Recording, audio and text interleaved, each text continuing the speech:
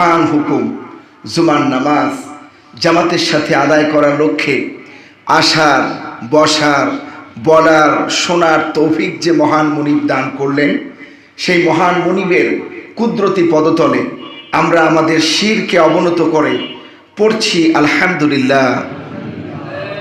আমরা সকলে বলছি রব্বানা লাকাল হামদ হামদান কাসীরান তাইয়িবান মুবারাকান ফীহি ইয়া রাব্বি লাকাল হামদু কামা ইয়ানবাগি লি জালালি ওয়াজহিকা ওয়া আসিমি সুলতানিকা। আমরা বিশ্বনবী জনাবে মুহাম্মদুর রাসূলুল্লাহ সাল্লাল্লাহু আলাইহি ওয়াসাল্লামের শেখানো ভাষায় আল্লাহর শুকরিয়া আদায় করেছি। এই জন্য আমরা আবারও পড়ছি আলহামদুলিল্লাহ। ভূমিকায় কোনো কথা নয়, যেহেতু নির্দিষ্ট আলোচনা।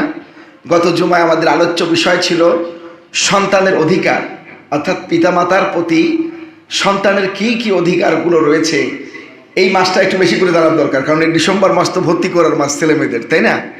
আপনার কোমলমতি সন্তানকে আপনি কোথায় ভর্তি করবেন, কিভাবে গড়ে তুলবেন, কি শিক্ষায় গড়ে তুললে আপনার ইহকালীন এবং পরকালীন মুক্তির ব্যবস্থা হবে, সন্তান কত গুরুত্বপূর্ণ একটা বিষয় মানব জীবনে, সে বিষয়গুলো নিয়ে আলোচনা হবে বলি ইনশাআল্লাহ।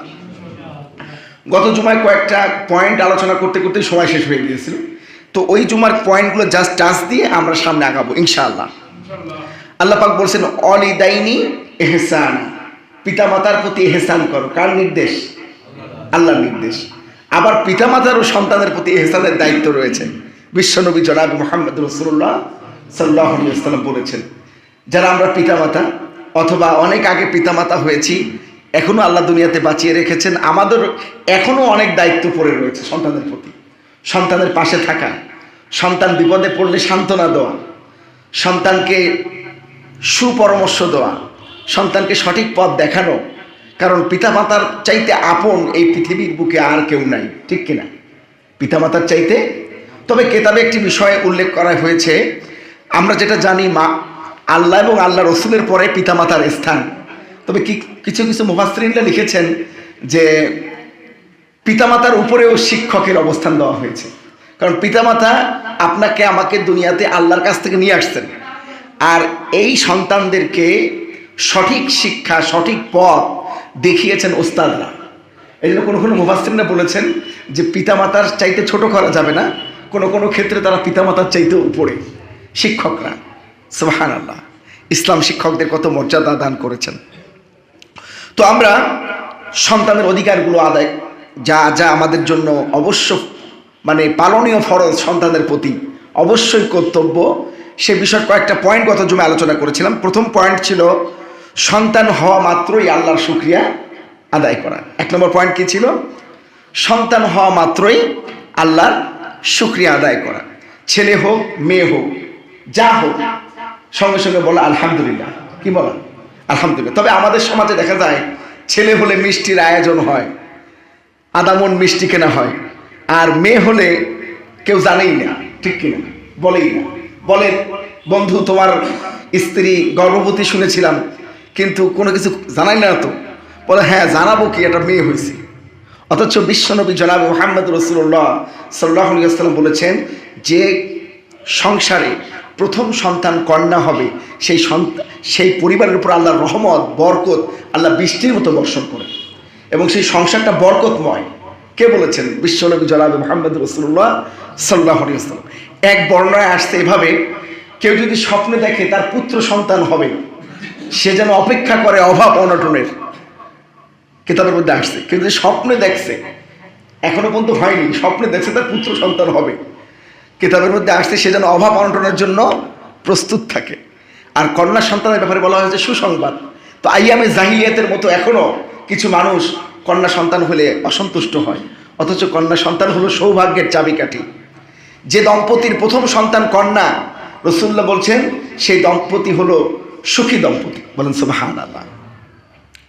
ভাইরা আমার, বাবাজিরা আমার, এই জন্য আল্লাহ রাব্বুল আলামিন কোরআনুল কারীমে বলেছেন, যাকে ইচ্ছা আমি শুধু পুত্র সন্তান দান করি, যাকে ইচ্ছা শুধু কন্যা সন্তান দান করি।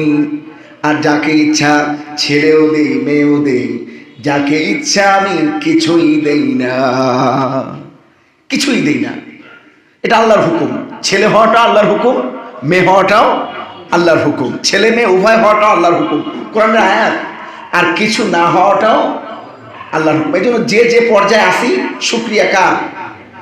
আল্লাহর। শুকরিয়া, এটা আল্লাহর হুকুম, আল্লাহর ইচ্ছা। আমাদের দেশে বারবার কন্যা হয় কেন? এই জন্য স্ত্রীকে তালাক পর্যন্ত দিয়েছে, এই ঘটনাও ঘটে।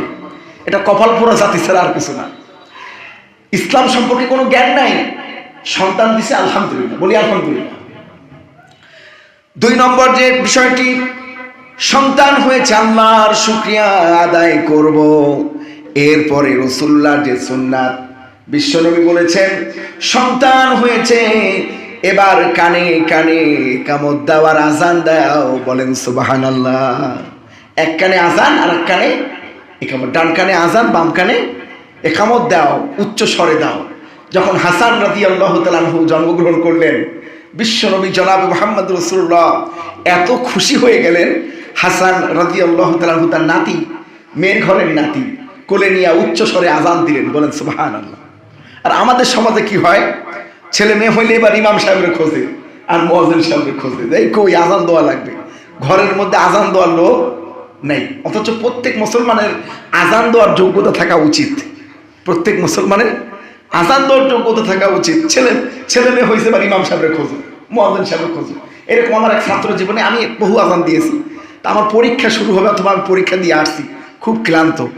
আমার আটকালো মুন্সি পাড়ায় বসে একজন, এই নাতি হয়েছে আজান দিয়ে যান। আমি বললাম দেখেন আমি এইমাত্র পরীক্ষা দিয়ে আসছি, আপনি কি পারেন? হ্যাঁ পারি। একজন হুজুরের দিয়ে দেওয়ালে ভালো হয়। বললাম যে হুজুরের চাইতেও নিজে নিজে আজান দেওয়াটা উত্তম। রাসূলুল্লাহ নিজে আজান দিয়েছেন, নিজের নাতির ব্যাপারে নিজে আজান দিয়েছেন, নিজের সন্তানের ব্যাপারে নিজে আজান দিয়েছেন। অতএব আপনি নিজে আজান দেন, এতে সওয়াব হবে বেশি। এটাই হলো সুন্নাত। সন্তান হলে নিজে আজান দেওয়ার চেষ্টা করুন, নাতি হলে নিজে আজান দেওয়ার চেষ্টা করুন, এটাই রাসূলুল্লাহর শেখানোর সুন্নাত। তো 2 নম্বর দায়িত্ব হলো আমাদের, সন্তান যখন হবে তখন আজান দিব। কি দিব? আজান দিব।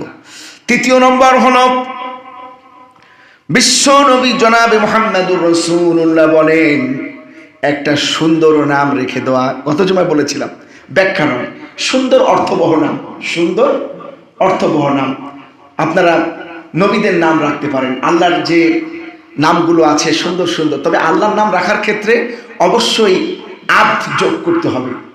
আল্লাহর নামকে সরাসরি রাখা যাবে না। আব্দুর রহমান, আব্দুল সালাম, আব্দুল জলিল, আব্দুল হামিদ, এইভাবে আল্লাহর যে নামগুলো আছে সামনে আব্দ যুক্ত করতে হবে। অনেকে রাব্বি রাব্বি বলে ডাকে, এটা একদম গুনাহ হবে। আব্দুল রাব্বি অর্থাৎ রবের গোলাম, সে নিজে রব নয়।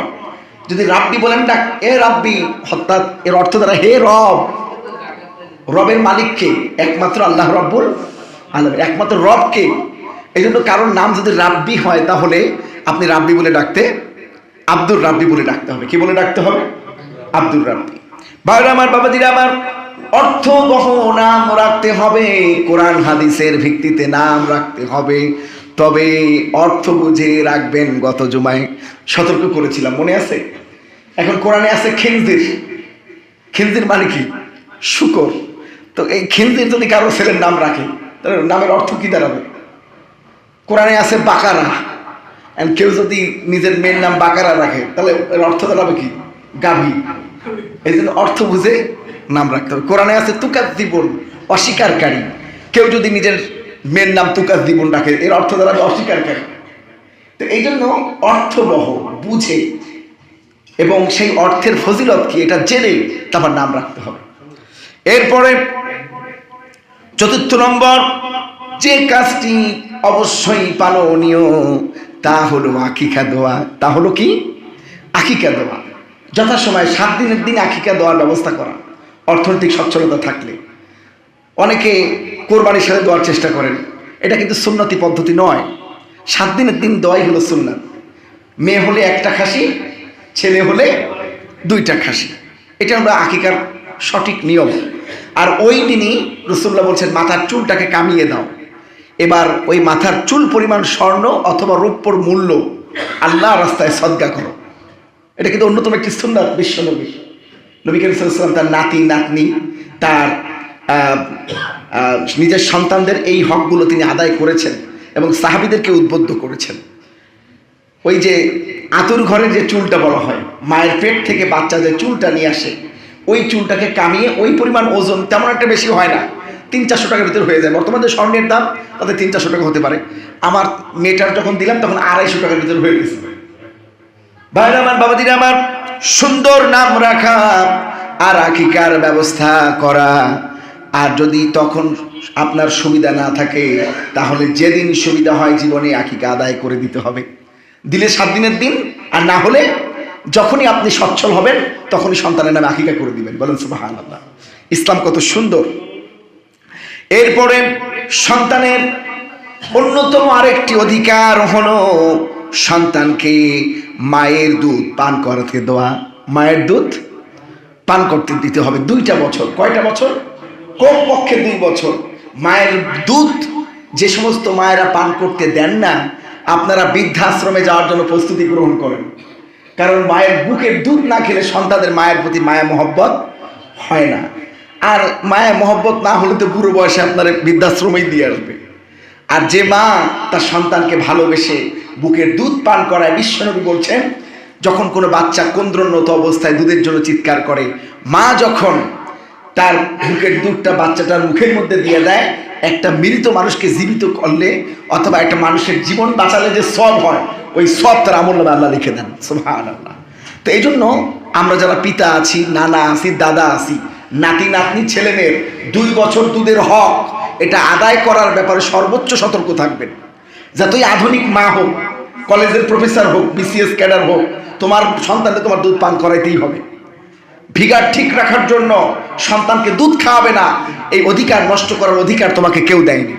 সন্তানকে 2 বছর, কমপক্ষে কয় বছর? 2 বছর দুধ, বুকের দুধ পান করাতে দিতে হবে। এরপরে সন্তানের যে অধিকার, পিতা মাতার প্রতি সন্তানের যে অধিকার, তা হলো সন্তানকে স্নেহ করা, ভালোবাসা, আদর করা।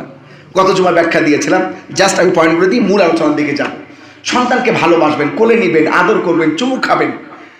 বিশ্বনবী সন্তানদেরকে ভালোবাসতেন কলিজা দিয়া, সন্তানরাও তাকে ভালোবাসতেন। এবং সন্তান এবং পুত্র, পিতা পুত্রের ভালোবাসার নিদর্শন সূরা লোকমানের মধ্যে আল্লাহ পাক দিয়েছেন। ইয়া বুনাইয়া, হে আমার কলিজার টুকরা সন্তান, ইন্নী আরাফিল মানাম, মানুষকে তুচ্ছ তাচ্ছিল্য করো না, ছোট করো না। ইন্না শিরকা লা যুলমুন আযীম, নিশ্চয় শিরক ক্ষমার অযোগ্য অপরাধ। এই যে হযরত লুকমান আলাইহিস সালাম সন্তানকে ভালোবেসে, এখানে অনেক বাবা আছি এরকম যারা সন্তানকে কোনোদিন একটা বাবা বলে ডাক দেন নাই, আব্বু এদিকে এসো, এ কথা বলার নাই, সবসময় রাগ করছেন। আসলে এরকম এটা করা যাবে না। সন্তানকে আব্বু বলে ডাকুন, কলিজার টুকরা বলে ডাকুন। সন্তান সে আপনার ঔরস যার সন্তান, তাকে ভালোবাসুন, আদর করুন, দেখবেন সে ভালোবাসা ফেরত দিবে। আর আপনি সবসময় স্যান করছেন, ও তো স্যান শিখছে, ঠিক কিনা? এই জন্য সন্তানের সাথে ভালোবাসা থাকতে হবে। বিশ্বনবীর নির্দেশ, সন্তানকে ভালোবাসুন, সন্তান আপনাকে ভালোবাসবে। এরপরে বিশ্বনবী জনাব মুহাম্মদুর রাসূলুল্লাহ বলছেন, যখন কথা বলতে শিখলো সন্তান, এইবার তাকে কোরআনের সাথে পরিচয় করায় দেন। বলেন সুবহানাল্লাহ। কোরআনের সাথে পরিচয় করায় দেন। আপনি আপনার সন্তানকে কোরআনের সাথে পরিচয় করায় দিবেন, সন্তান আপনাকে বিশ্বর সাথে পরিচয় করায় দিবে। বলেন সুবহানাল্লাহ। কারণ কোরআনের মধ্যে বিশ্বের জ্ঞান রয়েছে। তো আপনার অন্যতম দায়িত্ব হলো সন্তান যখন কথা বলতে শিখবে তখনই আপনি সূরা আল ফাতিহা মুখে মুখে পড়ান, সূরা ইখলাস পড়ান, দুরূদ শরীফ পড়ান, মুখে মুখে কলেমাগুলো মুখস্থ করান, কলেমা তয়্যিবা, কলেমা শাহাদাত মুখে মুখে উচ্চারণ করান। এই সন্তান কখনো খারাপ হতে পারে না। এই জন্য দুনিয়া এবং আখিরাতের জ্ঞান শিক্ষার ব্যবস্থা করা। এরপরে সন্তানকে কি কি শিক্ষা দিবেন এ ব্যাপারে রাসূলুল্লাহ সব বলে দিয়েছেন। 1 নম্বরে সন্তানকে আপনি শিক্ষা দিবেন তাওহীদ। কিসের শিক্ষা? তাওহীদ। আল্লাহর সাথে সম্পর্ক কিভাবে হবে, আল্লাহ একজন আছে। সন্তান ভয় পাচ্ছে, আপনি কি বলবেন আল্লাহ আছে ভয় পেও না? কি বলবেন? আল্লাহ আছে ভয় পেও না। কোথাও যেতে ভয় পাচ্ছে, বলে দেন যে আল্লাহ একজন আছেন, ভয় পেও না, তোমার সাথে আল্লাহ আছে। তো তখন ওর মাথার মধ্যে একটা সেন্স কাজ করবে যে একজন আছেন অদৃশ্যে, তিনি হলেন আল্লাহ, তিনি সমস্ত বিষয়ের উপর ক্ষমতাবান। আল্লাহু আলা কুল্লি শাইইন কদির। ওর মাথার মধ্যে সেভ হবে, ওই বয়স থেকে সে আল্লাহর উপরে ভরসা রাখতে শিখবে। বলেন সুবহানাল্লাহ। এই জন্য আমার সম্মানিত ভাইরা, বাবাজিরা, আমার সন্তানকে আল্লাহর সাথে পরিচয় করায় দিন। আল্লাহ পাক আপনাকে সন্তানের সাথে পরিচয় করায় দিবেন। যেটা লোকমান আলাইহিস সালামের প্রথম দ্বিতীয় রুকুতে দেখবেন সূরা লোকমানের, বাপ ছেলেকে, লোকমান আলাইহিস সালাম ছেলেকে আল্লাহর সাথে পরিচয় করে দিচ্ছেন। একজন আল্লাহ আছে, ওই আল্লাহর সাথে কাউকে শিরক করো না। আল্লাহ পাক বাপ ছেলের কথার মাঝখানে ঢুকে গেলেন। এবার আল্লাহ পাক বলছেন ওয়ালিদাইনি ইহসানা, সন্তানের সাথে উত্তম ব্যবহার করো, খারাপ ব্যবহার করো না, তাদেরকে মহব্বত করো, ভালোবাসো, সন্তানকে সৎ শিক্ষা দাও। এবং এবং আবার সন্তানকে আল্লাহ পাক বলছেন যে পিতামাতাকে শ্রদ্ধা করো। পিতামাতার আমার পক্ষ থেকে চূড়ান্ত সিদ্ধান্ত হয়ে গিয়েছে আল্লাহর ইবাদতের পরে পিতামাতার খেদমত। বলেন সুবহানাল্লাহ। পিতামাতাকে বৃদ্ধ অবস্থায় উভয় অথবা একজনকে পেলে শব্দটি পর্যন্ত তাদের সাথে উচ্চারণ করো না। বিরক্ত সুরে আল্লাহ কোরআনে শব্দ উচ্চারণ করেছেন। এরকম শব্দ উচ্চারণ করো, পিতামাতার সাথে বিরক্ত সুর আচরণ করো না, এবং তাদের সাথে উত্তম কথা বলো আর দোয়া করো, রব্বির হামহুমা কামা রব্বায়ানি সগীরা। ভাইরা আমার, বাবাজিরা আমার, এই জন্য সন্তানকে আল্লাহর সাথে পরিচয় করায় দিবেন।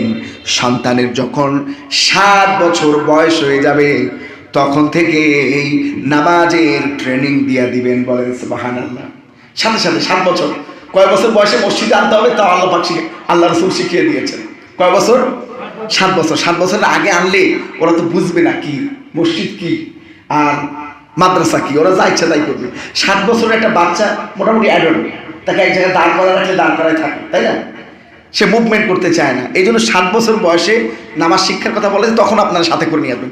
এর ছোট নিয়ে আসলে আপনি নিয়ন্ত্রণ করতে পারবেন না, কন্ট্রোল করতে পারবেন না, নামাজের মধ্যে দৌড় দিবে। নিয়ে আসতে পারেন যে সমস্ত বাচ্চারা অ্যাডাল্ট, কথা শোনে, ঠিক আছে, কিন্তু যারা শোনে না সে কিন্তু সবার নামাজ নষ্ট করবে, ঠিক কিনা? মসজিদে পেশাবও করে দিতে পারে। তো এই জন্য 7 বছর বয়সে নামাজের শিক্ষার কথা বলা হয়েছে, এবং তাকে সবর শিক্ষা দেওয়া।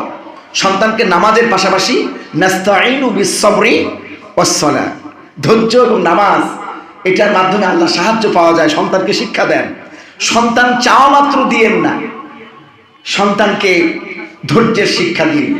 সন্তানকে বুঝান যে সব কিছু চাওয়া মাত্র পাওয়া যায় না, অপেক্ষা করতে হয়। আপনি যদি চাওয়া মাত্র দিতে শুরু করেন তাহলে ওর চাহিদা আরও বাড়বে। এক পর্যায়ে যখন আপনি দিতে পারবেন না তখন সংসারে অশান্তি করবে, ঠিক কিনা?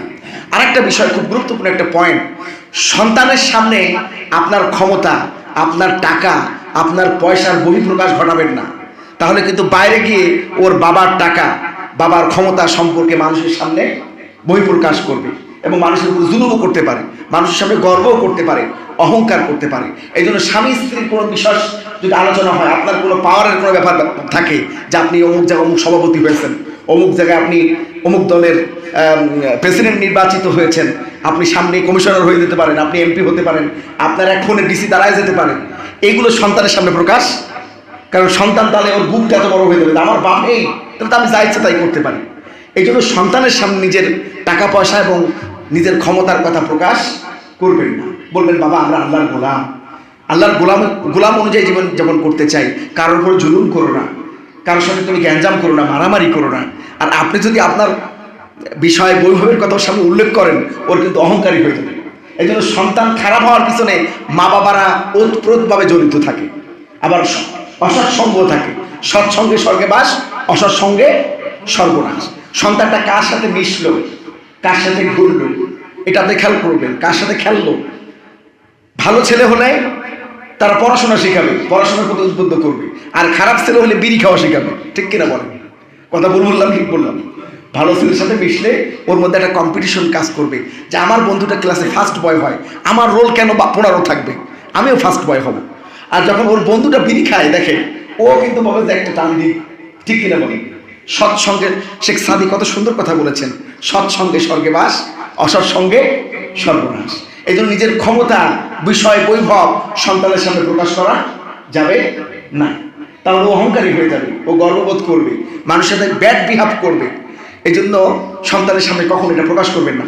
আর সন্তান কাদের সাথে মিশতেছে, কাদের সাথে ঘুরছে এই ব্যাপারে ও সতর্ক থাকা, এটা কিন্তু আপনার প্রতি ওর অধিকার। কারণ ও তো এখনো নিজের ভালো মন্দ বোঝে না, ঠিক কিনা বলেন? ভালো মন্দ বোঝে?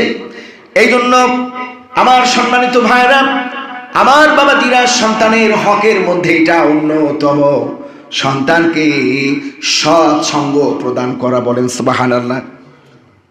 এরপরে যে শিক্ষাটা সন্তানকে দিবেন, নামাজ এবং ধৈর্য শিক্ষার পরে ভূপৃষ্ঠে অর্থাৎ আল্লাহর জমিনে বিনয়ীভাবে চলতে হয়, অহংকারী হতে হয় না, গর্ব ভরে বুক উঁচু করে ধাপ ধাপ শব্দ করে জমিনে চলতে হয় না।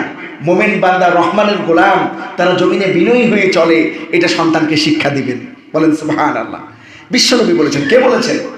সন্তানকে বিনয়ী হতে শিক্ষা দাও, অহংকারী হতে শিক্ষা দিও না। সন্তান যেন কারোর সামনে অহংকার ভরে কথা না বলে, জমিনে যেন গর্ব ভরে না চলে, কারণ আমরা আল্লাহর গোলাম। কার গোলাম? আল্লাহর গোলাম।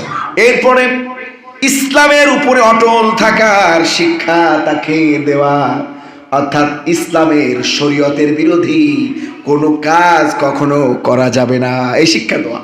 সন্তানকে কথা বলে, বাবা আমরা মুসলিম, আমাদের অনেক সীমাবদ্ধতা আছে, আমরা যা ইচ্ছা তাই করতে পারি না, আমরা যা ইচ্ছা আমরা ডিজে পার্টিতে যেতে পারি না, আমরা অপসংস্কৃতির কোনো অনুষ্ঠানে যেতে পারি না, আমরা যেখানে হারাম কোনো কিছু খাওয়ানো হয় সেখানে আমরা যেতে পারি না।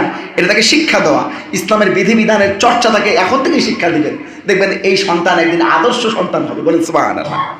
এরপরে দুনিয়ার বুকে চলার জন্য যে উপযুক্ত জ্ঞান, দুনিয়াবি জ্ঞান অর্থাৎ জেনারেল নলেজও তাকে শিক্ষা দেওয়া। জেনারেল নলেজ শিক্ষা। দেখবেন যারা শুধু আরবি, ফার্সি, উর্দু নিয়ে পড়াশোনা করে, দুনিয়ার কোনো খবর তারা রাখে না, ঠিক কিনা বলেন? তারা সমাজ থেকে আলাদা। তারা এই শিক্ষা নেয় যে এই যে যারা প্যান্ট শার্ট পরে, জুব্বা পরে না, এরা হলো অন্য, এরা ইমানদার, আমলদার না, এরকম বোঝানো হয়, তাদের মাথার মধ্যে ঢুকানো হয়। সমাজের সাথে তাদের কোনো সম্পর্ক থাকে না। এইরকম আবার বানানো যাবে না যে প্যান্ট শার্ট পরা মানুষও ইমানদার হতে পারে, ঠিক কিনা? কোটটাই পরা ইমানদার হতে পারে, জেনারেল শিক্ষিত মানুষ আল্লাহর ওলি হতে পারে, ঠিক কিনা বলেন? এইভাবে সমাজের সাথে সমন্বয় শিক্ষা তাকে দেওয়া, অর্থাৎ জেনারেল শিক্ষার সাথে পাশাপাশি আরবি শিক্ষার পাশাপাশি জেনারেল নলেজ শিক্ষা দেওয়া। এই জন্য আমি মনে করি আলিয়া মাদ্রাসা বাংলাদেশের জন্য একটা বড় নিয়ামত। বলেন সুবহানাল্লাহ। যখন এদেশে মাদ্রাসা ছিল না, শিক্ষা প্রতিষ্ঠান মক্তবগুলো ইংরেজরা সব ধ্বংস করে দিল, তখন এদেশের কিছু প্রভাবশালী মুসলমানেরা তারা সৌদি আরবের মদিনা ইউনিভার্সিটির কার্যক্রম দেখলো 1780 সালে। কত সালে? যে ধর্মীয় শিক্ষার পাশাপাশি জেনারেল শিক্ষা। তারা এসে ব্রিটিশদের সাথে বসলো যে আমরা এমন একটা শিক্ষা চাই যেখানে জেনারেল শিক্ষাও থাকবে আবার ধর্মীয় শিক্ষাও থাকবে, যেটা সৌদি আরবে চলে। তো তখন ব্রিটিশরা অনুমতি দিল। প্রথমে কলকাতা আলিয়া মাদ্রাসা প্রতিষ্ঠিত হলো 1780 সালে একটা ভাড়া বাড়িতে। সেই কলকাতা আলিয়া মাদ্রাসা এখন কলকাতা বিশ্ববিদ্যালয় হয়ে গেছে। বলেন সুবহানাল্লাহ। 1780 সালে হলো কওমিয়া মাদ্রাসা প্রতিষ্ঠিত হয়। এর 100 বছর পর, কত বছর? প্রায় 100 বছর, 1866 সালে কওমিয়া মাদ্রাসা প্রতিষ্ঠিত হয়। কওমিয়া মাদ্রাসা, যেটা দেওবন্দ মাদ্রাসা, ওইটা প্রতিষ্ঠিত হয়। এরপরে ভারত, বাংলাদেশ, পাকিস্তানে এই কওমিয়া মাদ্রাসাগুলো ছড়িয়ে পড়ে। কওমিয়া মাদ্রাসার দেওবন্দের যে ফতোয়া বিভাগের প্রধান কেতাব, এটার লেখক একজন আলিয়া মাদ্রাসার ওস্তাদ। বলেন সুবহানাল্লাহ। এই উপমহাদেশের প্রথম মাদ্রাসা হলো আলিয়া, এরপর কওমিয়া এসেছে। আগেরকার যারা আলেম ওলামা, তাদের সাথে আলিয়া কওমিয়া কোনো দ্বন্দ্ব ছিল না, কিন্তু এখনকার কিছু আলেম ওলামা এই দ্বন্দ্ব করে। আসলে এটা ঠিক নয়। আমরা সবাই একই কেতাব পড়ি, তবে এটা আন্তর্জাতিক মানের হয়ে গেছে, বিশ্ববিদ্যালয়ের আন্ডারে চলে গেছে। আর কওমিয়া মাদ্রাসা কেবল বোর্ডের আন্ডারে গেছে। কোথায় গেছে? বেফাকুল আরাবিয়া নামক একটা বোর্ড করে দিয়েছে হাসিনা, সে তার আন্ডারে গেছে।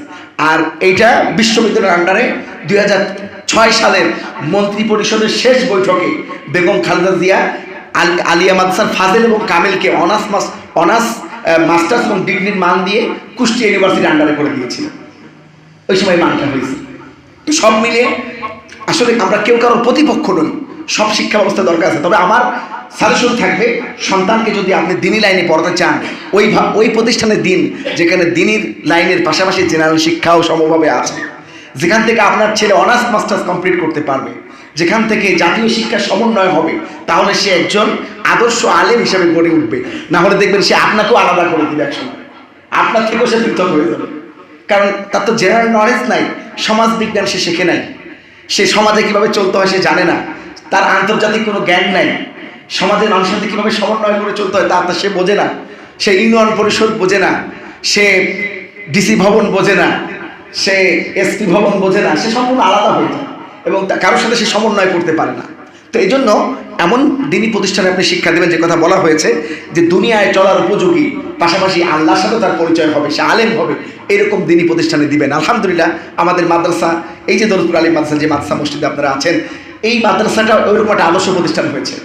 আমাদের মাদ্রাসাটা এখন পূর্ণাঙ্গ একটা মাদ্রাসা, প্লে থেকে একেবারে ইন্টারমিডিয়েট পর্যন্ত সব ডিপার্টমেন্টের কাছে। এখানে কিন্ডারগার্টেন ডিপার্টমেন্ট আছে, এখানে আপনার প্রাইমারি ডিপার্টমেন্ট আছে ইবতেদায়ী, এখানে হাই স্কুল সেকশন আছে, এখানে ইন্টারমিডিয়েট আলেম সেকশন আছে, এখানে হেফজ বিভাগ আছে। বলেন সুবহানাল্লাহ।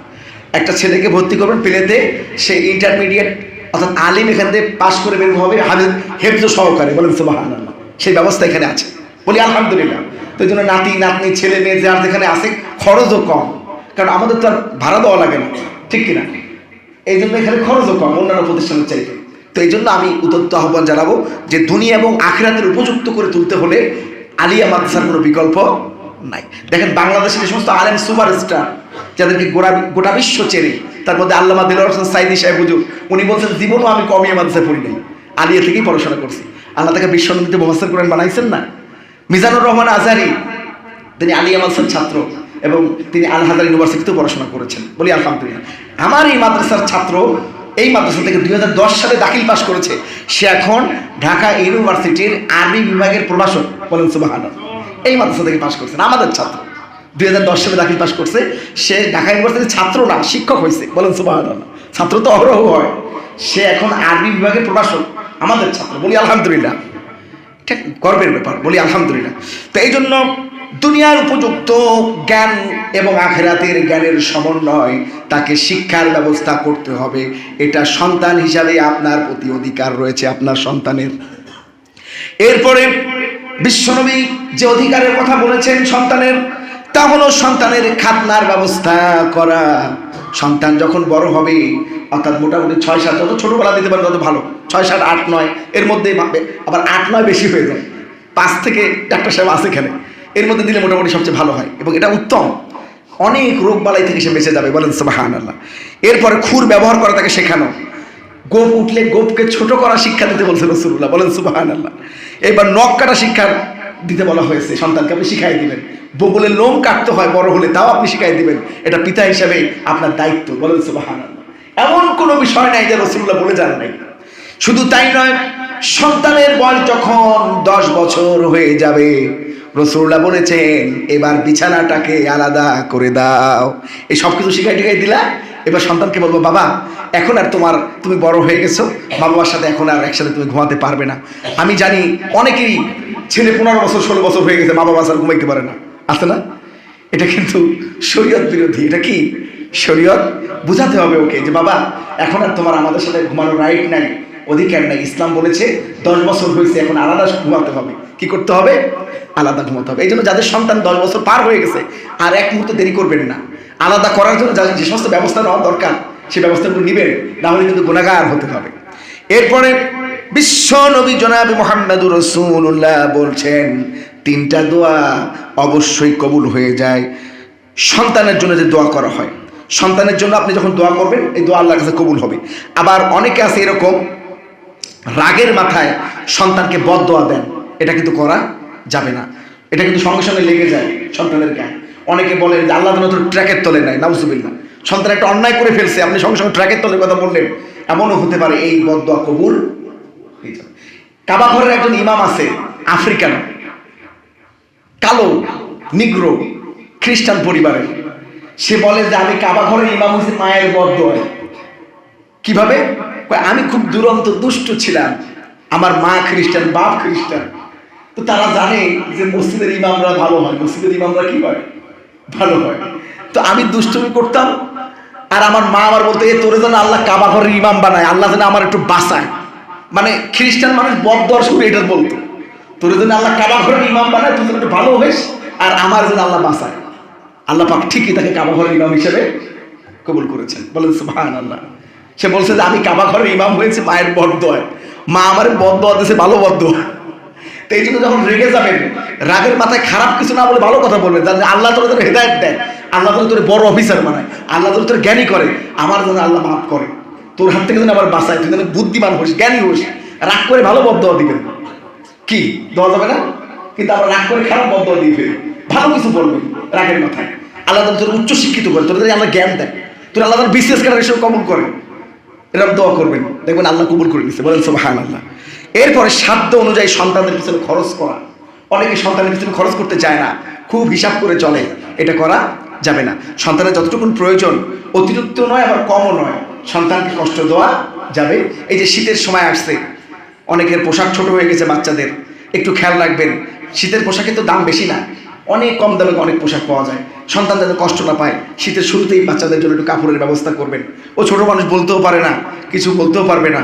এই জন্য আপনাদেরকে বুঝে বুঝে সন্তানের পিছনে যখন যা প্রয়োজন তার সন্তানের পিছনে ইনভেস্ট করা, খরচ করা, দেখবেন এটা ইনভেস্ট হবে, ফিরে আসবে আবার। বলেন সুবহানাল্লাহ। এরপরে সন্তানকে সমস্ত রকমের নিষিদ্ধ কাজ থেকে বিরত রাখা। কোনো রকম কোনো নিষিদ্ধ অর্থাৎ রাষ্ট্রবিরোধী, ইসলাম বিরোধী কোনো কাজ যেন সন্তান না করে, এ ব্যাপারে সতর্ক থাকা।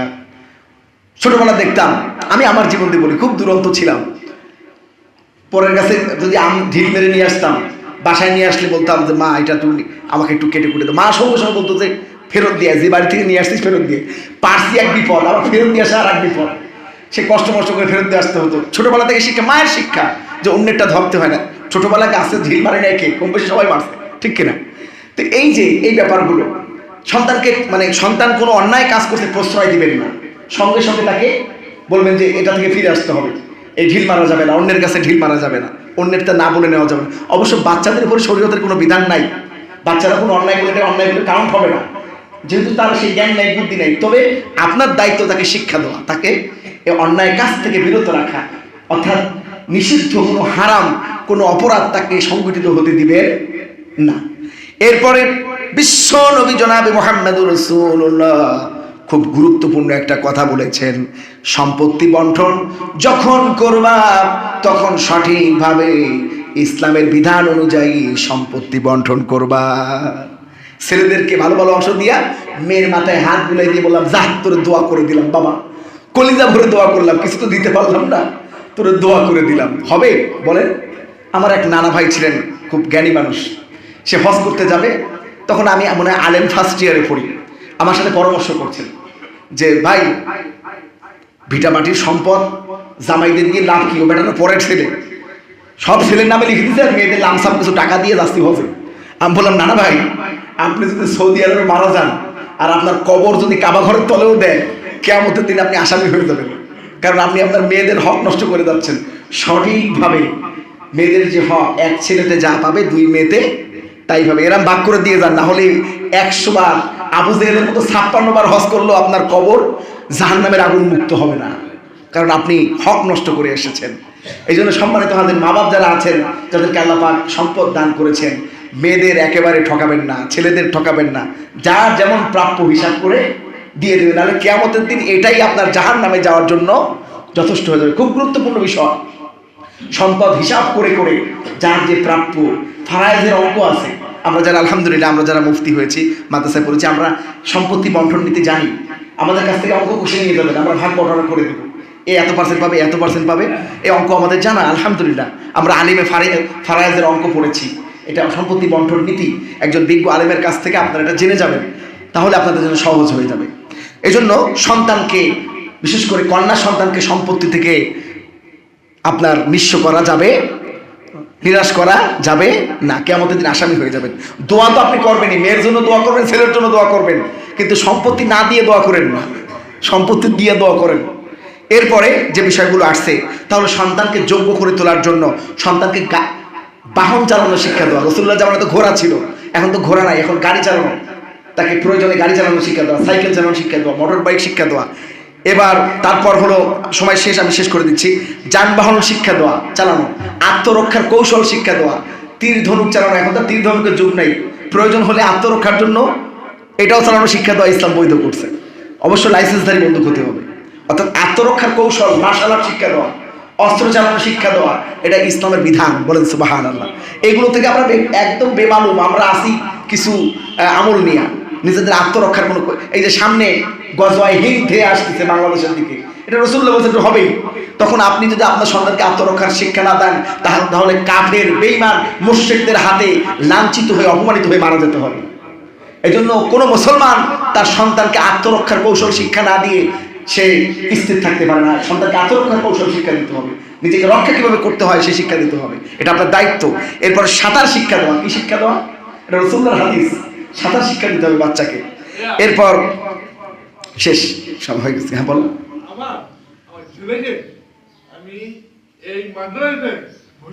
আলহামদুলিল্লাহ, আল্লাহ যেন তানভীরের ছেলেকে অনেক বড় আলেম হিসেবে কবুল করে, সকল বলি আমিন। তো সব মিলিয়ে সম্মানিত হাজরিন, আজকে আমার সাবজেক্ট ছিল সন্তানের অধিকার, পিতামাতার প্রতি সন্তানের কি কি অধিকার থাকে সেগুলো আমি বিস্তারিত আলোচনা করলাম। যারা পরে আসছেন তারা ইউটিউব চ্যানেল থেকে দেখবেন, আমার চ্যানেল মুফতি মাওলানা সেলিম রেজা অফিসিয়াল, ওটা আপনারা সাবস্ক্রাইব করে আপনারা দেখতে পারবেন, ইনশাআল্লাহ বিস্তারিত ওখানে থাকবে। বলি আলহামদুলিল্লাহ।